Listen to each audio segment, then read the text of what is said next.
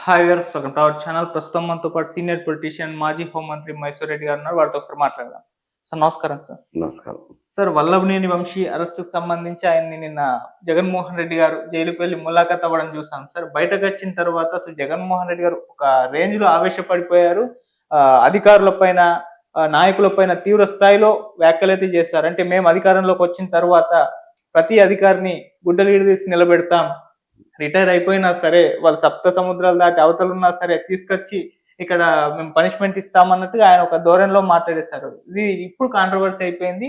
So ఈ విధంగా warning ఇవ్వటాలేంటి, ఇది కక్షపూరిత ధోరణిలేనా అని చెప్పేసి కూడా మాట్లాడుతున్నారు. మీరేం చెప్తారు సార్ ఆయన వ్యాఖ్యల గురించి? అంటే మామూలుగా ఇవి రాజకీయ నాయకులు విమర్శలు చేసుకునేటివి. కాకపోతే జగన్మోహన్ రెడ్డి గారు రాష్ట్ర ముఖ్యమంత్రిగా నిన్న మొన్నటి వరకు ఉన్నారు, 7 మాసాల కిందటి వరకు. అవును. అంతటి వ్యక్తి ఈ పదజాలాలు ఉపయోగించడం అంత మంచి సాంప్రదాయం కాదు. ఎందుకంటే ముఖ్యమంత్రిగా ఉండి ఈ అధికారులే ఉన్నారంతా.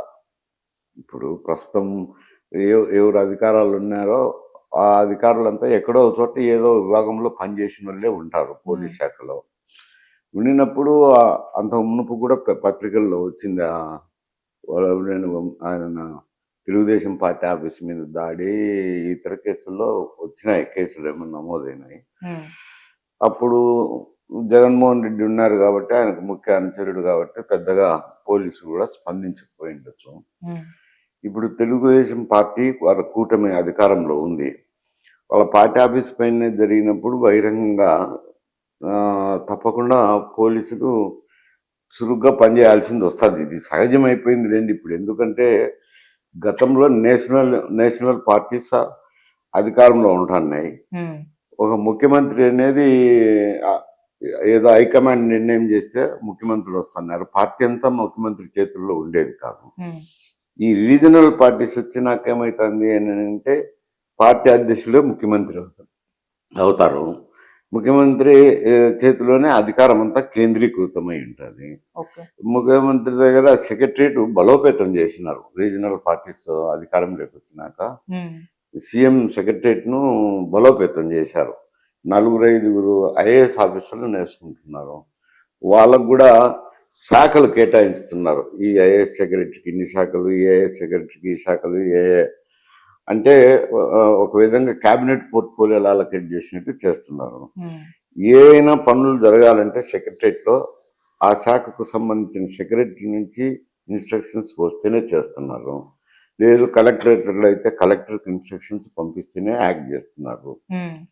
ఏదో చిన్న చిన్న సమస్యలు అంటే ఏదో ఇండివిజువల్గా పని జరగచ్చు, కానీ ప్రధానమైన నిర్ణయాలు తీసుకోవాలంటే ఇక్కడ నుంచి ఇన్స్ట్రక్షన్స్ వెళ్తేనే చేస్తారు.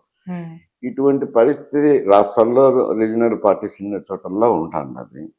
ఇప్పుడు అదే జబ్బు కేంద్రంలోనూ కూడా వచ్చింది రండి. ఏది మోడీ ప్రధానమంత్రి అయిన తర్వాత ప్రధానమంత్రి కార్యాలయం నుంచి ఇన్స్ట్రక్షన్స్ వస్తేనే ఇతర శాఖల్లో పనిజరుగుతుంది. గతంలో అయితే కేబినెట్ మంత్రులు స్వతంత్ర నిర్ణయాలు తీసుకుంటున్నారు ఢిల్లీలో. ఇప్పుడు అటువంటి పరిస్థితి లేదు. ఇది దేశమంతా ఇది వ్యాప్తి చెందింది ఒక రకంగా చెప్పాలంటే. ఇప్పుడు కూడా అదే కోవలోనే పనిచేస్తుంటారు. మరి మీరున్నంత కాలము ఉన్న అధికారులే ఈ పోలీస్ శాఖలో ఉన్నారు. ఇప్పుడు కొందరు అటు మారిండొచ్చులేండి, సీనియర్ ఆఫీసర్స్ మారింటారు, లోయర్ ఆఫీసర్స్ మారింటారు. ఆ కేసును యాక్టివేట్ చేసి ఉంటారు, చేసి దర్యాప్తు చేపట్టింటారు. ఏదన్నా ఆధారాలు దొరికింటే అరెస్ట్ చేసింటారు. అరెస్ట్ చేసినప్పుడు ఇటువంటి మాటలు మాట్లాడకూడదు. ఎందుకంటే రాంగ్ సిగ్నల్ పంపిస్తుంది, ప్రజల్లోకి రాంగ్ సిగ్నల్ పోతుంది, అధికార యంత్రాంగం మీద కూడా రాంగ్ మెసేజ్ పోతుంది. మెసేజ్ పోయినప్పుడు అందుకే కదా పోలీసు అధికారుల సంఘం ప్రెస్ కాన్ఫరెన్స్ పెట్టి ఒక మాజీ ముఖ్యమంత్రిని విమర్శించారు. నిన్నటి వరకు ఆయన దగ్గర పనిచేసిన వ్యక్తులే కదా వాళ్ళంతా. అటువంటి వ్యక్తులు ఈ దినం పెట్టి అధికారాన్ని బెదిరించడం సవ్యం కాదని. ఎందుకంటే ముఖ్యమంత్రి చేసిన వ్యక్తి హుందాగా మాట్లాడాలా, ఇట్లా అధికారులను బెదిరించడం మంచి సాంప్రదాయం కాదు. గతంలో ఏమన్నా ప్రజాస్వామ్యయుతంగా జరిగింటే, మేము ఉన్నప్పుడు ప్రజాస్వామ్యయుతంగా జరిగింది, మేము అన్ని శాసనసభలో ప్రవేశపెట్టాం, ప్రజాస్వామ్యబద్ధంగా పరిపాలించినాం అంటే అది కూడా లేదు కదా. ఆయన ముఖ్యమంత్రి ఉన్నప్పుడు ఆయన ఇంటి నుంచే అన్ని ఆదేశాలు పోతున్నాయి. అదే ఇప్పుడు ఇది కూడా రీజనల్ పార్టీస్, జనసేన రీజనల్ పార్టీనే, తెలుగుదేశం రీజనల్ పార్టీనే. కాకపోతే ఒక బీజేపీ ఉందనుకోండి పార్ట్నర్, కానీ మెజారిటీ వాళ్ళే ఉన్నారు కాబట్టి ఇక్కడ కూడా ముఖ్యమంత్రి చుట్టే అధికారం కేంద్రీకృతమై ఉంటుంది.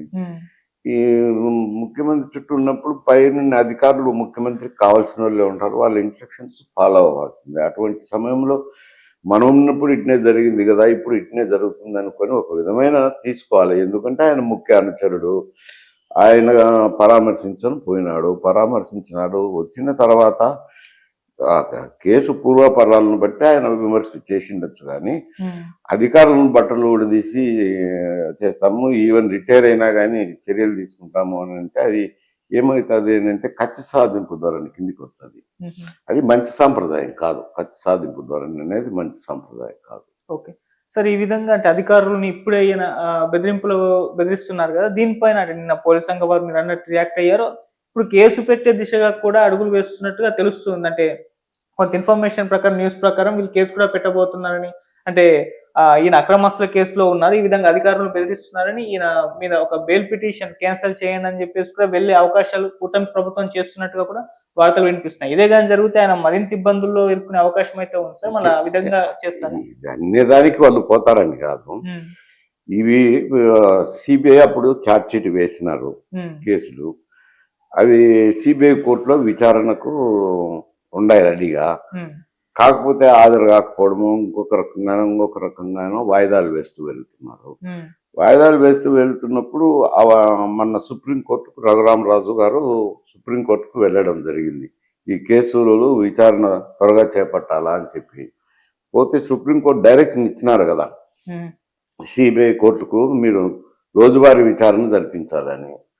ఆ కేసులన్నీ విచారణ జరిగితే కొంచెం ఇబ్బందికర పరిస్థితి ఉంటుంది నాకు. అది ఇలా అధికారులను మాట్లాడినారని కాదు, కానీ అవి మొదటి నుంచి ఉన్నాయి కదా కేసులు, అవి విచారణకు రావాల్సిందే. ఇప్పుడు రోజువారీ విచారణ చేయమని సుప్రీం డైరెక్షన్ ఇచ్చింది కాబట్టి కింది కోర్టుకు విధాయకం లేదు. చేసినప్పుడు ఆ కేసులు ఏమవుతాయనేది అది న్యాయస్థానం అభిప్రాయం మీద బట్టి ఉంటుంది. ఆర్గ్యుమెంట్స్ ఉంటాయి కదా, ప్రో ఉంటాయి, అగెనిస్ట్ ఉంటాయి కదా. ప్రాసిక్యూషన్ సైడ్ ఆర్గ్యుమెంట్స్ ఉంటాయి, డిఫెన్స్ సైడ్ ఆర్గ్యుమెంట్స్ ఉంటాయి. విన్న దాని మీద న్యాయమూర్తులు ఏదో నిర్ణయం తీసుకుంటారు. మరి కొన్ని కేసులు అయితే ఇబ్బందికర పరిస్థితుల్లో ఉన్నాయి. అటువంటిప్పుడు అది వేరనుకో సమస్య, అది సుప్రీంకోర్టుకు ఆల్రెడీ పోయి ఉన్నారు కదా. ఇప్పుడు మళ్ళా ప్రత్యేకించి ఈ స్టేట్మెంట్ ఇచ్చినారని చర్యలు తీసుకునేది ఏముంది?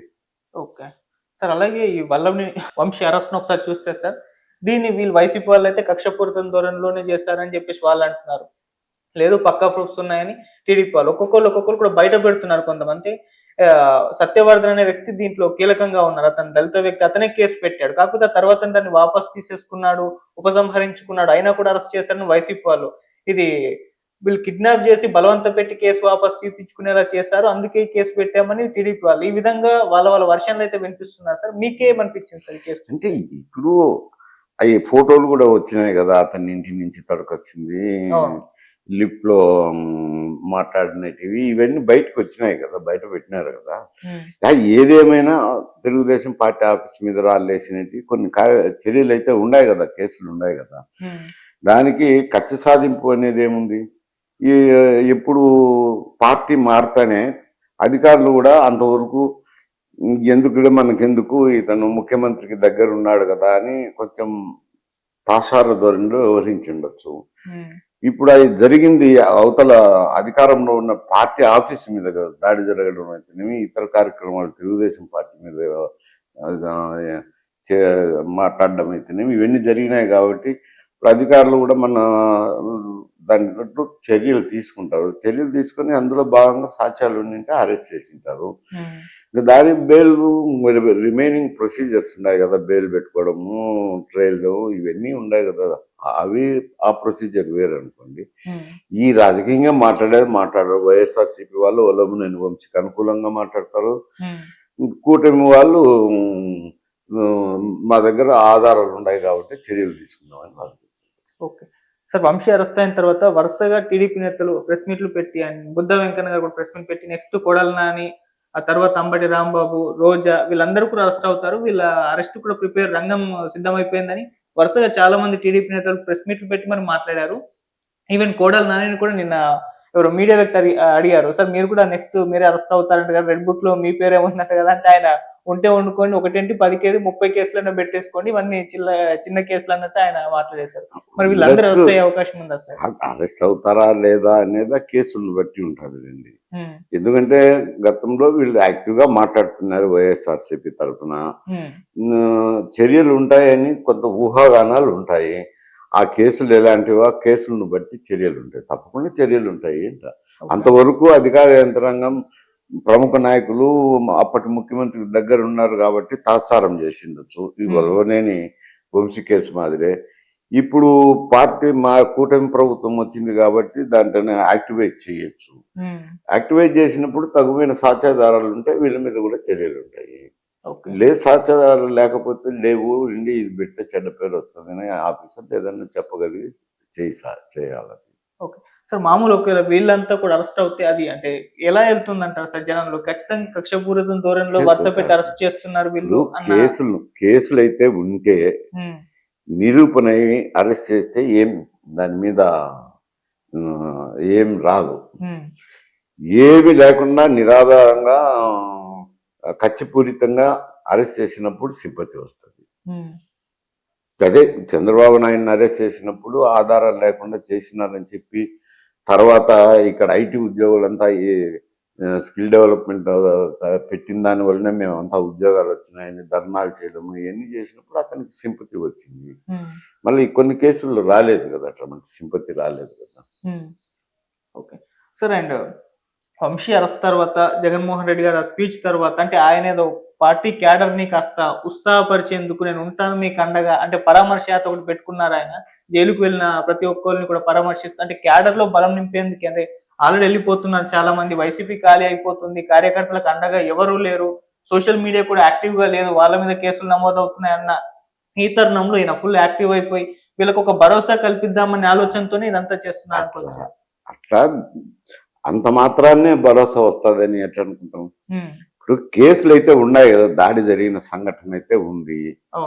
అవి ఉన్నప్పుడు నిజమైన కేసులలో అరెస్ట్ అయినప్పుడు ఈయన ఎంత అరిచినా గగ్గోలు పెట్టినా అది సింపతి రాదు, పార్టీ స్ట్రెంగ్తన్ కాదు. నిజంగా వాస్తవంగా ఉండి ఏమీ లేని అమాయకుని అరెస్ట్ కక్షపూరిత ధోరణితో అరెస్ట్ చేసినప్పుడు అయితే సింపతి వస్తుంది. అదే కేసు చెప్తాను కదా, చంద్రబాబు నాయుడిని చేసినప్పుడు సింపతి వచ్చింది. మరి మిగతా చోట్ల జరిగిన చోట రాలేదు కదా, అన్ని చోట్ల రాలేదు కదా. సీఎంలు చాలా చోట్ల అరెస్ట్ అయినారు, రాలేదు కదా అటువంటి సింపతి. ఇక్కడ వచ్చింది ఎందుకంటే స్కిల్ డెవలప్మెంట్ మీద పెద్ద ఆధారాలు లేకుండా చేసినారు. చేసి బెయిల్ రాకుండా 6 మాసాలు చాలా రోజులు ప్రొలాంగ్ చేసినారని తర్వాత అది దానివల్ల బెనిఫిట్ అయినామని ఆపోజిట్ గా ప్రదర్శనలు చేశారు కదా ఐటీ ఉద్యోగులంతా. హైదరాబాద్లో అయితేనేమి, హైదరాబాద్లో చేస్తే హైదరాబాద్లో ఉండుకొని కేటీఆర్ కూడా అన్నారు కదా, మీరు అక్కడ పోయి చేసుకోండి ఇక్కడ ఎందుకు చేస్తారని కూడా అన్నారు. అందువల్ల అది వేరు సమస్య. ఏదైనా ఎవరి మీదైనా కానీ పోలీసులు దర్యాప్తు చేసినప్పుడు నిజంగా వాస్తవాలుండి అరెస్ట్ చేస్తే సింపతి రాదు.